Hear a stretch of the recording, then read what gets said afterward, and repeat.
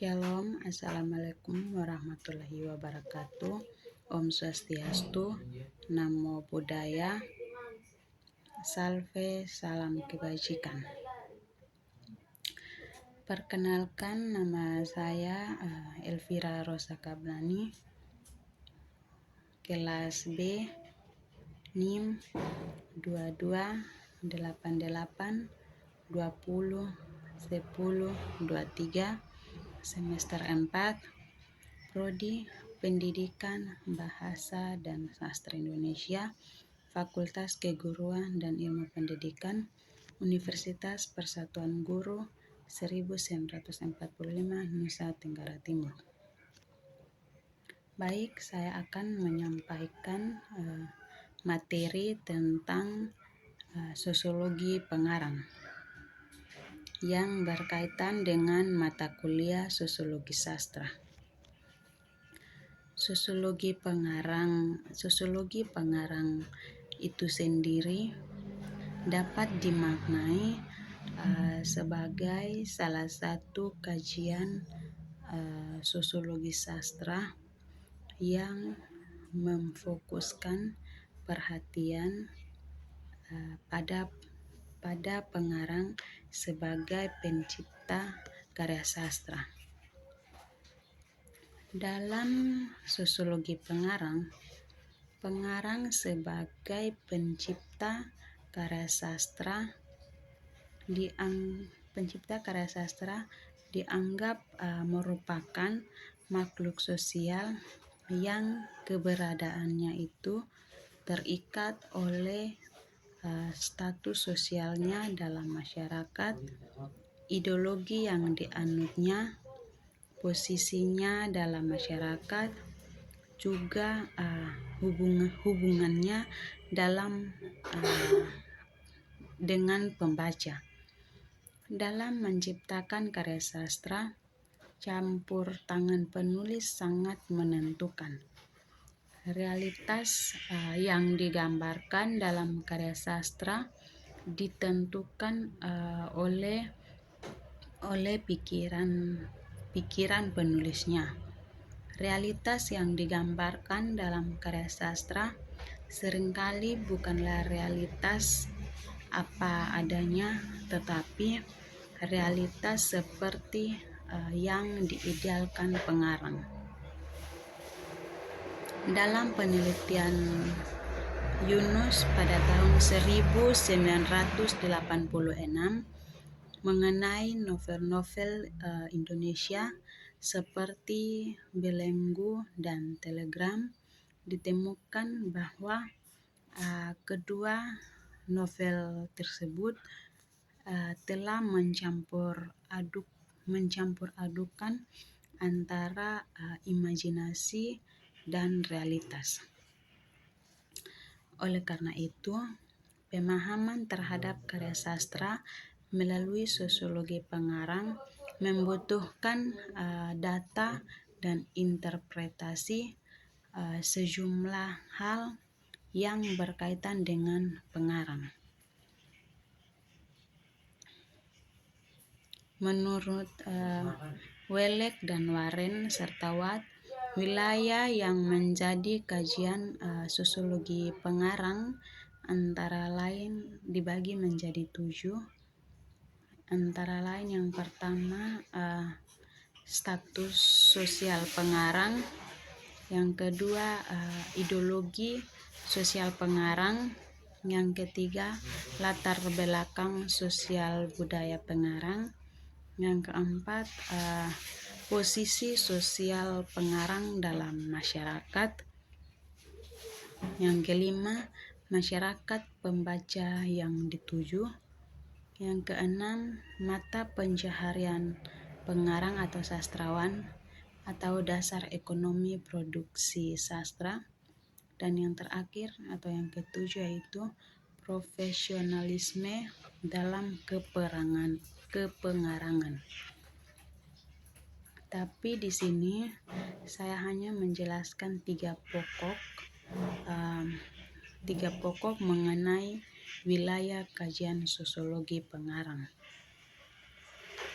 Yang pertama, status sosial pengarang. Status sosial seringkali disebut sebagai kedudukan atau posisi peringkat seseorang dalam kelompok masyarakatnya. Status dengan status sosial sering diartikan sendiri-sendiri. Status diartikan sebagai tempat atau posisi seseorang dalam suatu kelompok sosial. Sedangkan status sosial adalah tempat seseorang secara umum dalam masyarakatnya sehubungan dengan orang-orang lain dalam arti lingkungan pergaulannya, prestasinya, dan hak-hak serta kewajibannya. Namun supaya mudah, Surjono Sukanto pada tahun 1970 menganggap keduanya memiliki arti yang sama, yaitu status saja. Status pada dasarnya digolongkan menjadi 3 hal, yaitu yang pertama ascribed status, yang kedua assigned status, dan yang ketiga assigned status. Ascribed status adalah kedudukan seseorang dalam masyarakat tanpa memperhatikan perbedaan rohania dan kemampuan. Kedudukan tersebut diperoleh dari misalnya kelahiran, ras, atau status keluarga.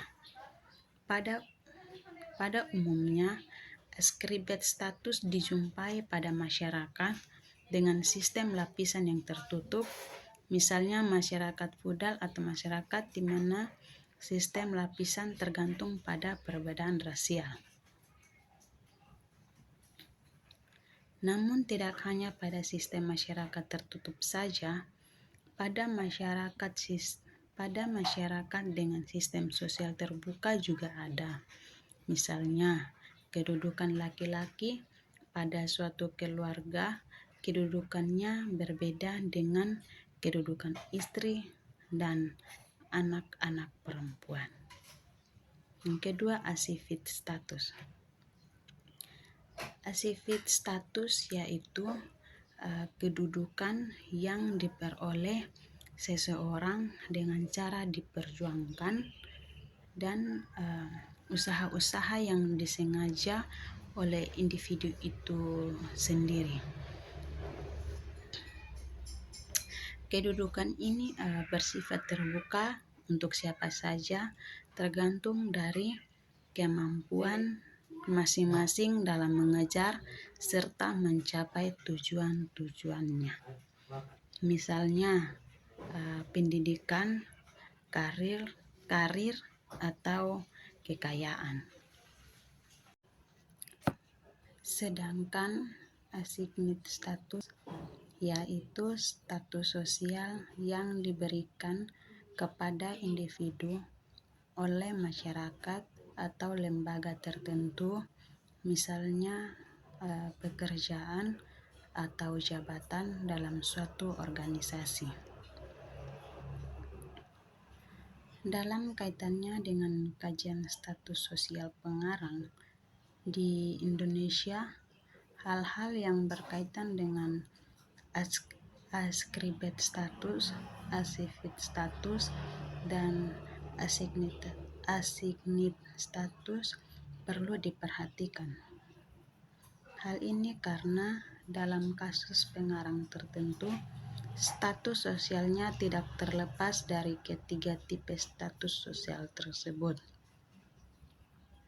Sastrawan Budi Dharma misalnya dari ascribed statusnya berasal dari keluarga menengah, namun setelah dewasa assigned statusnya membawanya sebagai seorang guru besar ilmu sastra dan pernah menjabat sebagai rektor di UNESA Surabaya. Selanjutnya, sebagai seorang sastrawan, beliau pernah mendapatkan berbagai penghargaan untuk karya sastra yang pernah ditulisnya. Status sosialnya tersebut akan berpengaruh terhadap sejumlah karya yang diciptakannya seperti Olenka, Nyai Talis, orang-orang Bloomington, dan cerpen-cerpennya. Baik, yang kedua tentang ideologi sosial pengarang. Ideologi memiliki pengertian sebagai himpunan dari nilai, ide, norma, kepercayaan, dan keyakinan yang dimiliki oleh seseorang atau sekelompok orang yang menjadi dasar dalam menentukan sikap terhadap kejadian atau problem yang mereka hadapi. Dalam kaitannya dengan kajian sastra, pengertian ideologi ini seringkali disamakan dengan pandangan dunia atau worldview, yaitu kompleks yang menyeluruh dari gagasan-gagasan, aspirasi-aspirasi, dan perasaan yang menghubungkan secara bersama-sama anggota suatu kelompok sosial tertentu dan mempertentangkannya dengan kelompok sosial lainnya. Menurut Goldman 1977. Karena ideologi ini memiliki suatu kelompok sosial, maka sering disebut juga sebagai ideologi sosial. Dalam pandangan sosiologi pengarang, ideologi sosial yang dianut seorang pengarang akan mempengaruhi bagaimana dia memahami dan mengevaluasi masalah sosial yang terjadi di sekitarnya. Pengarang berideologi sosial humanisme seperti Mokhtar Lubis misalnya akan memandang masalah sosial politik Indonesia pada masa Orde Lama sebagai keadaan yang mengakibatkan penderitaan rakyat, terutama akibat kondisi ekonomi dan stabilitas sosial politik yang memburuk. Hal itu cukup jelas terrefleksi dalam novel Mokhtar Lubis yang berjudul Senja di Jakarta. Baik, yang terakhir, yang ketiga, yaitu latar belakang sosial budaya pengarang. Latar belakang sosial budaya pengarang adalah masyarakat dan kondisi sosial budaya dari mana pengarang dilahirkan, tinggal, dan berkarya. Latar belakang tersebut secara langsung maupun tidak secara langsung akan memiliki hubungan dengan karya sastra yang dihasilkannya. Sebagai manusia dan makhluk sosial, pengarang akan dibentuk oleh masyarakatnya. Dia akan belajar dari apa yang ada di sekitarnya. Hubungan antara sastrawan, latar belakang sosial budaya, dan karya sastra yang ditulisnya, misalnya tampak pada karya-karya Umar Khayyam seperti Para Priyayi dan Jalan Menikung.